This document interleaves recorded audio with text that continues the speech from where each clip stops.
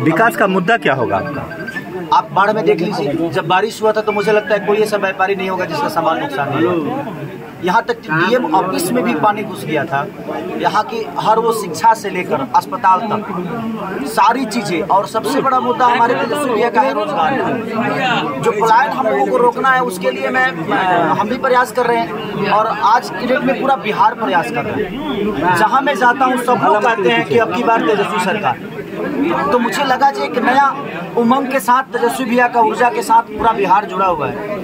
तो हम सबका भी प्रयास है, और हम लोग अगर आने वाले भविष्य के बारे में नहीं सोचेंगे तो मुझे नहीं लगता, क्योंकि आज जैसे हमारे चाचा हैं, इनकी क्षमता है जो सिर्फ मुझे आशीर्वाद दे सकते हैं और ये मुझे रास्ता बता सकते हैं, बट आज इनके अंदर वो ताकत नहीं है कि कहीं दौड़ के काम करा सके। तो हम इनके आशीर्वाद को अपना ताकत बनाएंगे, इनके सोच को अपनी क्षमता बनाएंगे, और जितने भी छपरा के लोग हैं सब मेरे लिए आदरणीय हैं, चाहे वो विपक्षी हो या पक्षी हो, वो है तो मेरे अपने। उनसे मुझे कोई ऐसा नहीं है कि गिला शिकवा है किसी से। मुझे मेरे बारे में कौन क्या बोलता है, कोई अपना होता है वही आपके बारे में बोलता है। अब अपने जीत के प्रति क्या कहेंगे?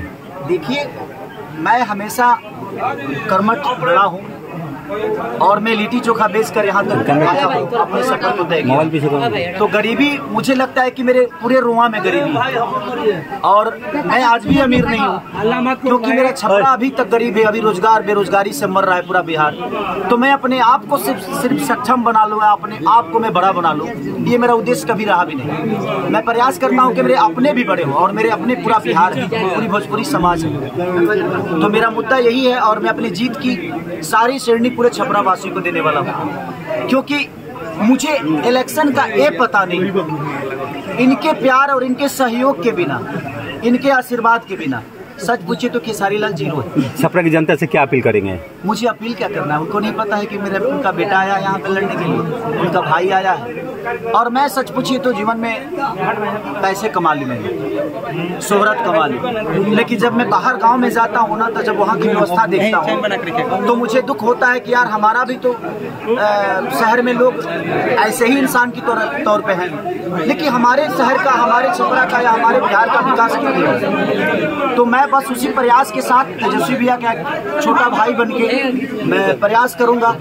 कि मेरे से जितना हो सके, चाहे वो अस्पताल का मुद्दा हो, अस्पताल में व्यवस्था की मुद्दा हो, या हाईटेक जो आज के डेट में पढ़ाई लिखाई कॉलेज में है, मैं हमेशा प्रयास करूंगा कि जो हम बोरा पे बैठ कर पढ़ें, लेकिन हमारे आने वाला भविष्य के जो बच्चे हैं वो बेहतर स्कूल यहीं पे उनको उपलब्ध कराया जाए, दी जाए। जो यहाँ से पलायन करके जा रहे हैं उनको कैसे रोका जाए, जो चले गए हैं उनको कैसे लाया जाए, बस उसी पे है। और सबसे बड़ी, खेसारी लाल यादव अपनी लड़ाई किससे मानते हैं इस चुनाव में?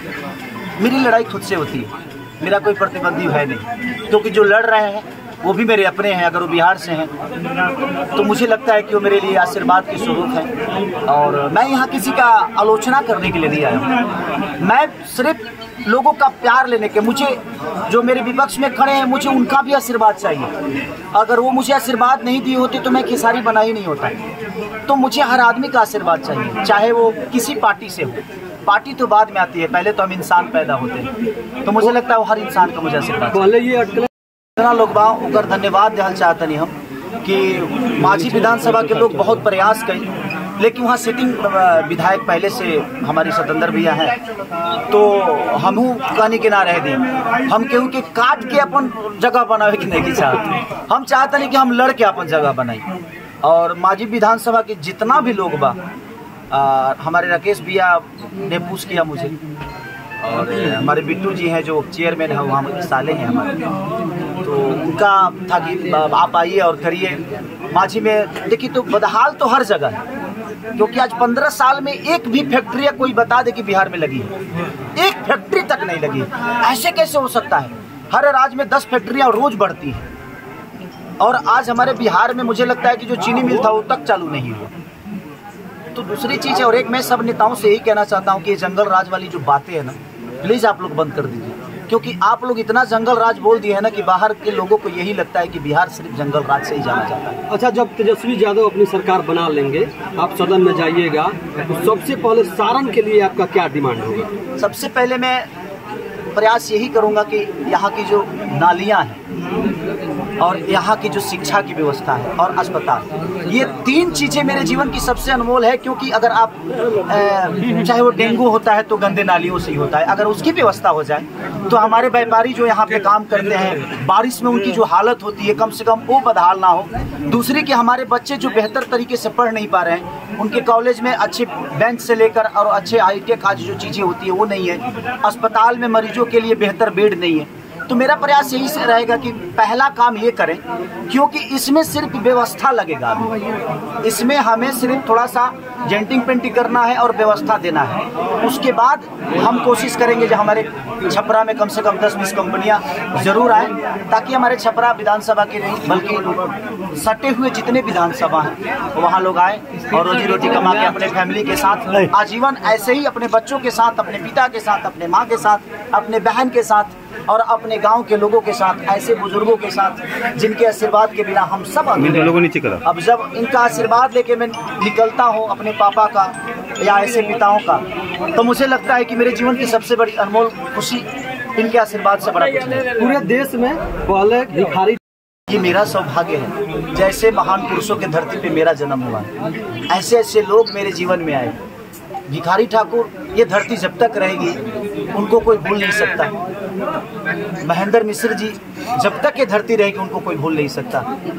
और आने वाले समय में अगर आप सबका प्यार और आशीर्वाद ऐसे ही रहा तो एक भिखारी दूसरा खिसारी, इसको भी कोई नहीं भूल पाएगा। मैं वैसा काम करना चाहता हूँ। मैं जीवन में जहाँ गया हूँ हमेशा मैं प्रयास किया हूँ बदलने को। मेरा नाम शत्रुघ्न है, बट मैंने अपने हुनर से अपना नाम बदल दिया। मेरे पास शक्ल नहीं थी, आज लोगों को सुंदर लगता हूँ। शिक्षा नहीं थी, बट शिक्षित बातें भी कर लेता हूँ। मेरे पास परिवार बहुत गरीब था, लेकिन आज मेरे पास इतने बड़े बड़े परिवार हैं। आज इतने लोगों का प्यार मेरे साथ है। मुझे लगता है कि दुनिया का सबसे अमीर आदमी, क्योंकि मेरे पास मेरे बुजुर्गों का आशीर्वाद है। उनके आशीर्वाद के साथ मैं जीवन को लेकर चलता हूँ। भोजपुरी में सुधार न होई, हो सुधार न होई, कौन जाने भाई लालू बिना चालू बिहार न होई। बस इसी के साथ मैं चाहूँगा कि आप जाते जाते एक क्वेश्चन और, ये मेरा वादा।